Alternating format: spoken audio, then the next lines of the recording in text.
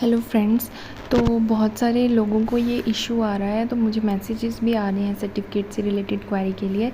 तो मैंने आपको जैसे कल भी बताया था कि जो EWS वाले हैं ना, उनको ये इशू आ रहा है कि वो डॉक्यूमेंट वेरिफिकेशन में वो बोल रहे हैं कि जो आपका पुराना सर्टिफिकेट है वो तब का बना होना चाहिए। जैसे सितंबर 17 लास्ट डेट थी एप्लीकेशन फॉर्म फिल करने की, मतलब अप्लाई करने की।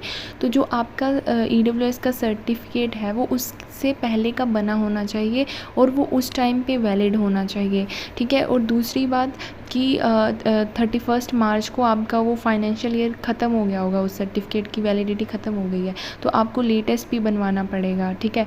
तो आपका जो वो सर्टिफिकेट है दोनों लेके जाने हैं। और जो आपका पुराना सर्टिफिकेट है वो उससे सितंबर 17 से पहले का बना होना चाहिए। लेकिन कुछ बच्चे हैं जिनके साथ ऐसा हुआ है कि उन्होंने जब अप्लाई किया था तब नहीं बनवाया था, उसके बाद बनवाया है, ठीक है। तो आप ऐसा कर सकते हो कि आप जैसे आपकी कोई हायर अथॉरिटी है, पंचायत सेक्रेटरी है या फिर पटवारी है, आप उनसे लिखवा के मतलब जा सकते हो कि आपका गैप क्यों है सर्टिफिकेट में।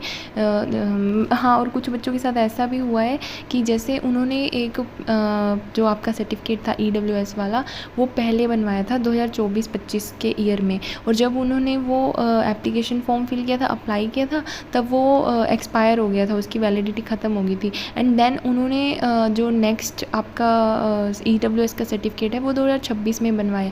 तो जो बीच का गैप है ना, वो भी वहाँ पे इशू क्रिएट कर रहा है, तो वो पूछ रहे हैं। तो कुछ बच्चों ने ऐसा किया था कि उन्होंने पटवारी से कोई रिपोर्ट लिखते हैं, वो शायद उनको ही पता होगा, मुझे इस बारे में ज़्यादा नहीं पता है, लेकिन पटवारी वो लिख के दे देते हैं कि आपने वो गैप क्यों डाला है, मतलब आप कहाँ थे या कुछ भी, जो भी वो उन्होंने लिखना होता है वो लिख देते हैं। तो आपकी जो वो प्रॉब्लम है वो वहाँ पे कवर हो जाती है। और फिर उसके बाद है कि OBC वाले भी यही पूछ रहे हैं कि हमने जब अप्लाई किया था तो हमारा एक्सपायर था, अब हमने नया बनवाया है। तो जो भी आपकी BPL है, EWS है, SC है, कोई भी कैटेगरी सर्टिफिकेट है, OBC है, तो आपको वो दोनों लेके जाने हैं। आपको पुराने वाला भी लेके जाना है और आपको नए वाला भी लेके जाना है, और दोनों की ही फ़ोटोकॉपीज़ अटैच्ड करनी है वहाँ पे, ठीक है। और फ़ोटोकॉपीज़ आप लेके जा सकते हो। आप एप्लीकेशन फ़ॉर्म तो आपको ही लेके जाना पड़ेगा। जो आपने अप्लाई करा था तब आपका एक एप्लीकेशन फॉर्म बना था, अगर आपको अभी आपके पास नहीं है तो आप अपनी ID से लॉगिन करो HPRCA की साइट पे, एंड देन फिर आप वहाँ पे जब अपनी ID लॉगिन करते हो, आपका डैशबोर्ड दिखता है आपको। वहाँ पे जब आपने अप्लाई किया होगा, उस पोस्ट के आगे आपका डाउनलोड का ऑप्शन होगा, आप वहाँ से वो डाउनलोड कर सकते हो, ठीक है। उसकी 2 फ़ोटोकॉपीज़ लेके जानी है, ठीक है। और उसके बाद EWS जो मतलब आपका कोई भी सर्टिफिकेट है, आप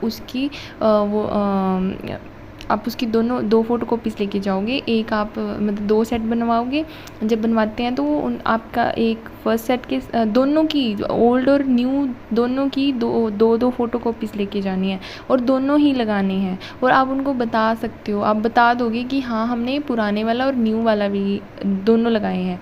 और जब आपके पास जब वो आपको बायोडाटा फॉर्म देते हैं, उस पर आपका ऐसे ऑप्शन होता है कि अगर आप EWS कैटेगरी कोई भी सर्टिफिकेट की कैटेगरी से हो, तब आप वहाँ पे आपको नंबर लिखना होता है सर्टिफिकेट का, तो आप लेटेस्ट वाले का लिखोगे।